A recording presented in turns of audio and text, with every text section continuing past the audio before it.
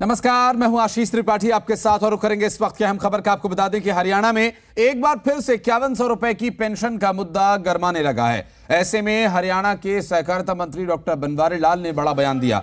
उन्होंने कहा कि सरकार हर साल पेंशन बढ़ाती है, धीरे धीरे सब होता है, एकदम पेंशन 5100 रुपए करना मुश्किल है। उन्होंने आगे कहा कि गुजरात में जनता फ्री के लॉलीपॉप के झांसे में नहीं आई और इस दौरान बनवारी लाल ने दिल्ली एमसीडी चुनाव पर कहा कि वहां कुछ एंटी इनकम्बेंसी थी।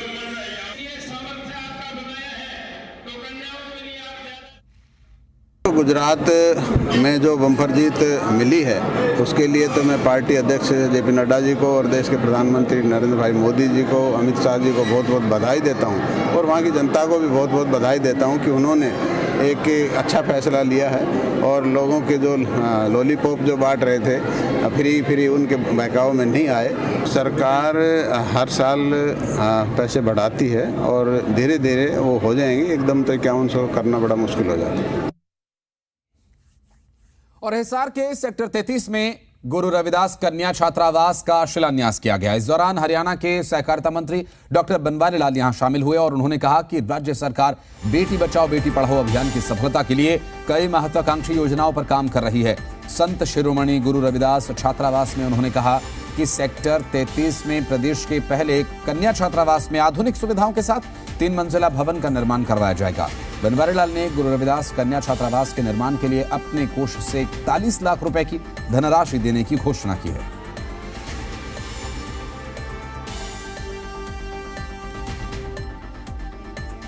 हिसार के अंदर महिला छात्रावास का शिलान्यास का प्रोग्राम हमारी संत गुरु रविदास महासभा की तरफ से प्रयास किए गए और आज उसका शिलान्यास हुआ। उसके लिए मैं पूरे हिसार वासियों को सभी को बहुत बहुत बधाई देता हूं और माननीय मुख्यमंत्री जी का भी बहुत बहुत आभार व्यक्त करता हूं कि उन्होंने इस हॉस्टल के लिए 1000 गज ज़मीन संस्था को दी। और इस तरह की संस्था अगर बनती है तो हमारे देश के प्रधानमंत्री नरेंद्र भाई मोदी जी ने जो बेटी बचाओ बेटी पढ़ाओ का अभियान चला रखा है उसमें काफ़ी सहयोग मिलेगा। महिला सशक्तिकरण और महिला उत्थान की तरफ ये कदम है। और हरियाणा के कृषि मंत्री जेपी दलाल ने भिवानी में जनता दरबार लगाया और लोगों की समस्याओं को सुनकर उसका समाधान किया। इसके बाद जेपी दलाल ने तरनतारन में हुए हमले को पंजाब सरकार की विफलता बताया। वहीं उन्होंने पुरानी पेंशन बहाली पर बड़ा बयान दिया और कहा कि फ्री कल्चर और पेंशन से 95% आबादी का हक मारा जाता है। इतना ही नहीं, किसानों की हुंकार पर उन्होंने कहा कि पंजाब में चुनाव हारने वाले संगठन हरियाणा में फिर से अव्यवस्था फैलाना चाहते हैं। इससे किसानों को सावधान रहने की जरूरत है। और इस दौरान जेपी दलाल ने कांग्रेस पर तंज कसते हुए कहा कि पूरे देश से कांग्रेस खत्म हो रही है।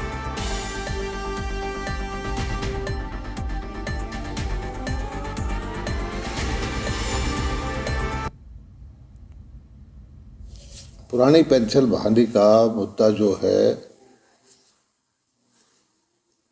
कुछ जो कर्मचारी लोग हैं रिटायर्ड हैं उनके लिए तो बड़ा अट्रैक्टिव है, लेकिन विचारणीय विषय ये है कि आज हमारे पास मान लीजिए 100 रुपये की आमदनी है, उसमें से 70-80 रुपये सैलरी में या सरकारी खर्चों में लगा जाए, 10-15 रुपये पेंशन देने में चला जाए और विकास के लिए पैसा ही ना बचे, तो जो कर्मचारियों से अलग जो जनता गरीब भाई हैं, किसान हैं, मजदूर हैं, सरकारी नौकरियों से बाहर की 95% जनता है, तो उनके कल्याण के लिए योजनाएं कहाँ से लेके आएंगे। कांग्रेस का विकल्प नहीं कहते, कांग्रेस तो वैसे ही ख़त्म होनी है, तो कोई ना कोई पार्टी तो आएगी वहाँ पर। और आज पूरे देश में छोटी छोटी पार्टियां हैं, बंगाल में अलग है, तमिलनाडु में अलग है, दूसरे प्रदेश केरला में अलग है, उड़ीसा में अलग है, 1-2 प्रांतों में ये इसी तरह से आम आदमी पार्टी भी हो गई है। उसको आप चाहे राष्ट्रीय पार्टी कह दें चाहे प्रादेशिक पार्टी कह दें, लेकिन अभी आम आदमी पार्टी को वक्त लगेगा देश में फैलने में। पिछले जो कांग्रेस की सरकार थी, अमरिंदर सिंह मुख्यमंत्री थे, उन्होंने भी स्वीकार किया था कि पंजाब जो बॉर्डर स्टेट है इसको हैंडल करना बहुत ध्यान से बहुत ज़रूरी है। लेकिन दुर्भाग्य से अब जो वहाँ आम आदमी पार्टी की सरकार आ गई है, वो जो अपनी जिम्मेदारियों को ठीक से नहीं निभा पा रही। देश पहले होना चाहिए, राजनीति बाद में होनी चाहिए। और मेरी प्रार्थना है पंजाब के मुख्यमंत्री से कि इसी भावना से वो काम करें और देशद्रोही ताकतें हैं उनको कुचल दें। हरियाणा सरकार ने ग्रामीण क्षेत्रों में विकास की रफ्तार बढ़ाने की कोशिश अब तेज कर दी है। ऐसे में पंचायत एवं विकास मंत्री देवेंद्र बबली ने विकास कार्यों की जानकारी दी। उन्होंने कहा कि आने वाले 2 महीने के भीतर 1000 गांवों के रास्तों पर स्ट्रीट लाइट्स लगाई जाएंगी। देवेंद्र बबली ने कहा कि गांवों की सफाई और विकास पर भी ध्यान दिया जाएगा। गांव में लाइब्रेरी के अलावा जिम की व्यवस्था की जाएगी। पंचायत मंत्री देवेंद्र बबली ने कहा कि प्रदेश में 18,000 के करीब तालाब हैं। कम से कम इसी सीजन से पहले उन तालाबों की सफाई कराई जाएगी। देखिएगा, जो हमारे ये 3700 बिल्डिंग जो मैंने बताया चिन्हित की थी, उसमें से करीबन 3000 को हमने टेंडर फ्लोट कर दिए हैं, जिनमें 1200 के आसपास हम लाइब्रेरी बनाने जा रहे हैं। और जहां एज पर डिमांड कुछ जो यूथ क्लब है उन्होंने 800 के आसपास हमारे पास आए थे, वहां हम जिम बनाएंगे। बाकी में महिला संस्कृति भवन, ये मार्च तक का हम टारगेट लेके चले कि इसको हम अचीव कर लें। करीबन 3500 के लगभग हमने गांव उसमें पहले फेज में उठाया है और 1000 के करीबन हम टेंडर देके उन पर काम प्रोग्रेस पे है। और हरियाणा में गन्ने की कीमत बढ़ाए जाने की मांग पर भारतीय किसान यूनियन ने हुंकार भरी। बीकेयू ने पानीपत के शुगर मिल के बाहर सांकेतिक धरना दिया। किसानों ने शुगर मिल के एमडी को मुख्यमंत्री के नाम ज्ञापन सौंपा और मांग पूरी करने की अपील की। इतना ही नहीं, मांग पूरी नहीं होने पर भारतीय किसान यूनियन ने बड़ा फैसला लेने की चेतावनी दी है। यूनियन के जिला प्रधान सुरेंद्र मलिक ने कहा कि किसानों की बहुत सी मांगों को लेकर संयुक्त किसान मोर्चा ने सांकेतिक धरना दिया है। किसानों के गन्ने का दाम 450 रुपए किया जाए और बकाया राशि दी जाए।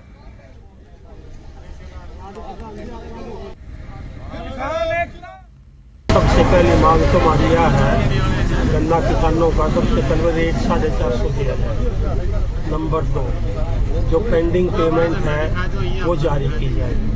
नंबर 3, गन्ना कानून है केंद्र सरकार का, उसमें रूल लिखा हुआ है कि किसान को पेमेंट 14 दिन में मिलनी चाहिए। अगर 14 दिन में पेमेंट नहीं मिलती है तो उस पर ब्याज दिया जाए। सरकार 14 दिन में तो क्या 14 महीने में भी पेमेंट नहीं जारी करी और ब्याज दिया नहीं जा रहा है। और हरियाणा में गन्ने की कीमत बढ़ाए जाने की मांग अब तेज हो गई है। सोनीपत सहकारी चीनी मिल में बड़ी संख्या से किसान पहुंचे और सरकार से कीमत बढ़ाए जाने की उन्होंने मांग की। उन्होंने कहा कि हरियाणा में हमेशा से गन्ने की कीमत सबसे ज्यादा रहती है, लेकिन अब पंजाब में कीमत ज्यादा मिल रही है। इतना ही नहीं, किसानों ने कहा कि किसानों पर खर्च भी बढ़ता जा रहा है। ऐसे में सरकार को किसानों की मांग सुननी चाहिए। किसानों ने गन्ने की कीमत बढ़ाए जाने के लिए सरकार को ज्ञापन भी सौंपा है।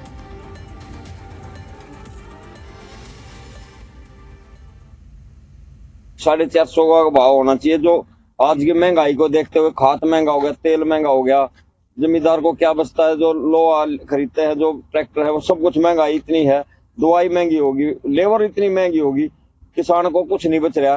300 क्विंटल गन्ना सारा निकलता है, जबकि हमारे खर्चा जो 400 क्विंटल गन्ना निकलता है तो भी पूरा नहीं होता।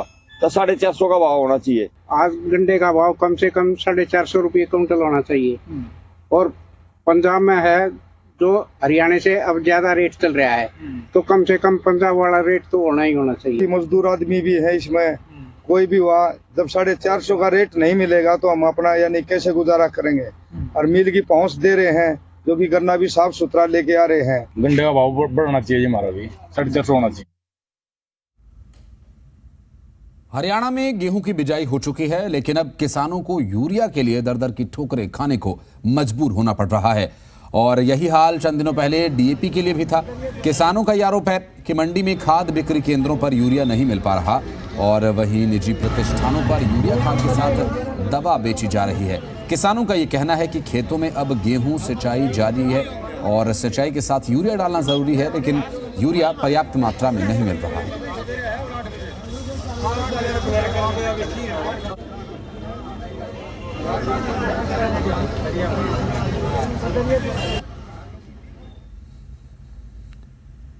हरियाणा में पुलिस भर्ती को लेकर अब आंदोलन शुरू हो गया है। पंचकुला में आधा दर्जन अभ्यर्थी भूख हड़ताल पर बैठ गए हैं। उत्तीर्ण अभ्यर्थियों में आमरण अनशन को लेकर नाराजगी है। दरअसल आमरण अनशन का आज दूसरा दिन है और इस गंभीर मुद्दे पर सरकार और प्रशासन की तरफ से फिलहाल कोई भी पहल की जानकारी नहीं मिल रही है। बता दें कि HSSC की ओर से साल 2019 में हरियाणा पुलिस में करीब 6600 पद के लिए विज्ञापन निकाले गए थे, जिसमें 5500 पुरुष और 1100 महिला सिपाहियों की भर्ती होनी थी। लेकिन मामला अभी भी हाई कोर्ट में लंबित है। रिजल्ट में देरी से नाराज अभ्यर्थी भूख हड़ताल पर बैठ गए हैं।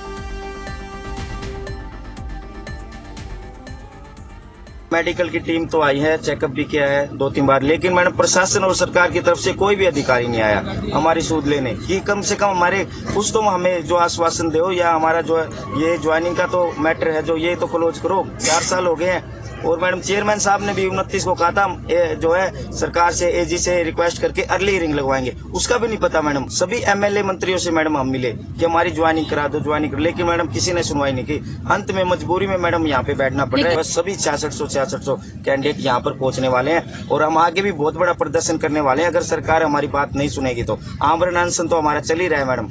तो सरकार से रिक्वेस्ट है कि जल्दी से जल्दी हमारी ज्वाइनिंग दिलाने का काम करें। जब तक हम जिंदा हैं तब तक बैठेंगे, हमारी ज्वाइनिंग नहीं होती तब तक हम यहाँ से उठ के नहीं जाएंगे। मैम यहाँ से या तो अब वर्दी में जाएंगे या फिर अर्थी पे ही जाएंगे। ये तो देखो हमारी और नहीं तो मैम पिछली 3 सुनवाई ऐसे गई है कि हमारी कोर्ट में हमारा नंबर नहीं आया सुनवाई के लिए और हमें अब सीधी 2.5 महीने की डेट दे दी गई। कम से कम मैम ये शॉर्ट डेट ले सकते थे और अभी यही है कि अर्ली हियरिंग लगवा के हमारी पहले सुनवाई कर दे। यहाँ पे कोई भी मिलने नहीं आया है। जब तक हम मतलब हमें ज्वाइनिंग नहीं मिल जाती तब तक हम यहीं पे बैठे कि हमने देश की सेवा करनी है, वर्दी लेनी है।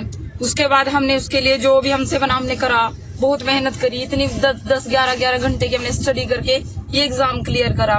फिर उसके बाद हमने फिजिकल करा, यहाँ तक कि मैम हमारी प्री ज्वाइनिंग भी हो गई है। तो मैम एक बात अक्सर सुनी जाती है कि जब कोई गलती हो उसकी सजा मिलती है। हमारी जुडिशरी भी उसके लिए मतलब सजा देती है किसी ने कोई गलत काम कर दिया हो। सरकार हमें ये बताए कि हमने क्या गलत काम किया है, हमने ऐसा क्या अपराध कर दिया है कि हमें रोड पर ऐसे भटकाया जा रहा है, हम ऐसे रो रो के तड़प के भीख मांग रहे हैं। हम क्यों भीख मांगे? हमने एग्जाम क्लियर किया है, हमारा हक क्यों नहीं दे रहे हैं हमें? और फतेहाबाद के भूना इलाके में पत्थरबाजी का मामला सामने आया, जहां पर चंदननगर कॉलोनी के एक घर पर पत्थरबाजी की गई, जिसका आरोप 1 दर्जन बदमाशों पर लगा है। पीड़ित का यह आरोप है कि बदमाश देर रात सामान लेने के लिए दुकान पर पहुंचे थे, लेकिन पीड़ित ने सामान देने से इनकार कर दिया, जिसके बाद बदमाशों को यह बात इतनी नागवार गुजरी कि उन्होंने अपने साथियों के साथ मिलकर वहां पत्थरबाजी कर दी, जिसकी कुछ तस्वीरें भी सामने आई। वो तस्वीरें हम आपको दिखा रहे हैं। पत्थरबाजी की ये तस्वीर देखकर साफ अंदाजा आप लगा सकते हैं कि किस कदर बेखौफ ये लोग हैं। और कुछ बदमाश यहाँ पर पत्थरबाजी कर रहे हैं, कुछ उत्पात मचा रहे हैं, दरवाजों पर जोर जोर से हमला कर रहे हैं। और पीड़ित का यह आरोप है कि बदमाशों ने चाकुओं से उसके बेटे पर भी हमला किया और सूचना मिलने के बाद पुलिस मौके पर पहुंची, लेकिन बदमाश पुलिस से उलझते हुए भी नजर आए। तस्वीरें काफी कुछ बयां करती हुई।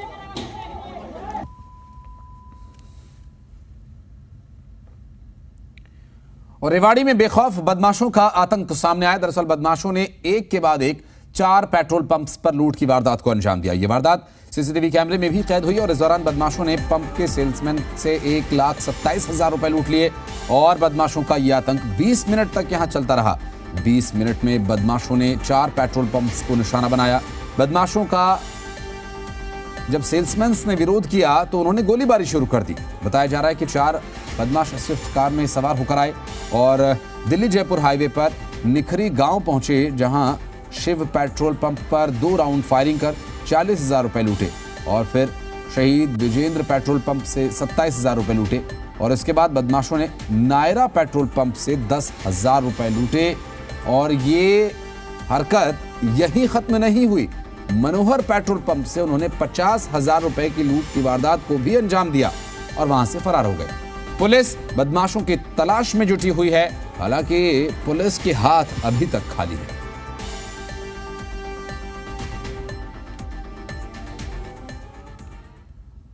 और सोनीपत में भी प्रदूषण का औसतन AQI 131 दर्ज किया गया और स्वास्थ्य के लिए खतरनाक माना जाता है। हालांकि हवा चलने की वजह से AQI में कुछ सुधार जरूर हुआ है। बीते रोज एयर क्वालिटी इंडेक्स 140 दर्ज हुआ था।